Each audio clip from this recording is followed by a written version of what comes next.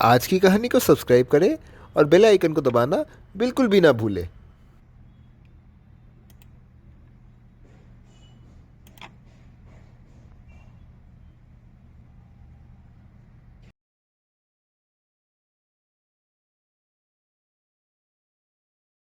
एक माली अपने परिवार संग गांव में रहता था।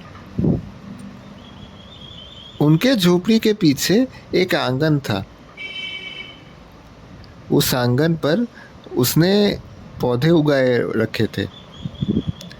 उसने करीब 30 पौधे उगाए थे। वह उन पौधों पर रोजाना पानी भरता था। उसकी स्त्री उनमें से कुछ हरे भरे पौधों को अपने संग तोड़कर बाजार में बेचती थी। यह बेचकर वह परिवार का खान पान चलाती थी। उसकी स्त्री शाम को अन्य झोपड़ी में काम करके वेतन कमाती थी। इससे वे परिवार अपनी ज़रूरतें पूरी करते थे। उनके झोपड़ी के निकट देवी माँ का एक मंदिर था, जिसके नीचे मछलियों का तालाब था। उस तालाब के किनारे एक आम का पेड़ भी था, जिसकी धार्मिक मान्यता थी। ये कहा जाता था कि उस पेड़ से कोई आम नहीं तोड़ सकता है। जो भी यह करने की कोशिश करता, उसका अनर्थ हो जाता था। एक दिन वह माली उस तालाब और मंदिर से गुजरता है। वह माली पेड़ से आम तोड़ने की सोचता है। वह उस तालाब पर पैर धोने उतरता है, तभी बहुत सारी मछलियाँ वहाँ एकजुट होती है।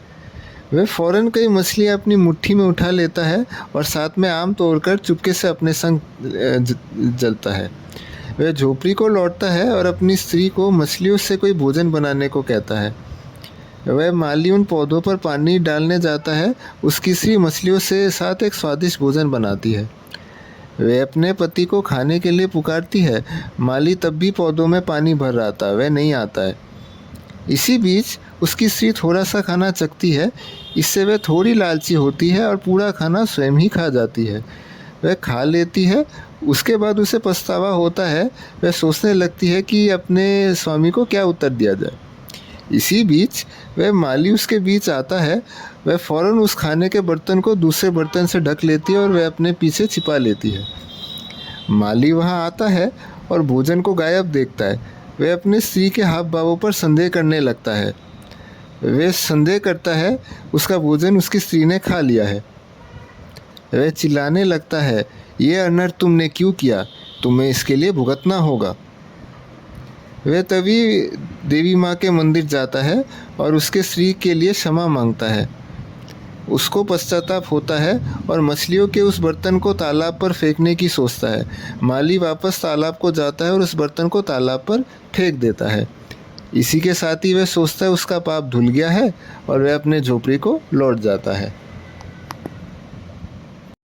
अगर आपको आज की कहानी पसंद आई हो तो कहानी को लाइक करें, इसको शेयर करें और चैनल को सब्सक्राइब करें। नमस्कार।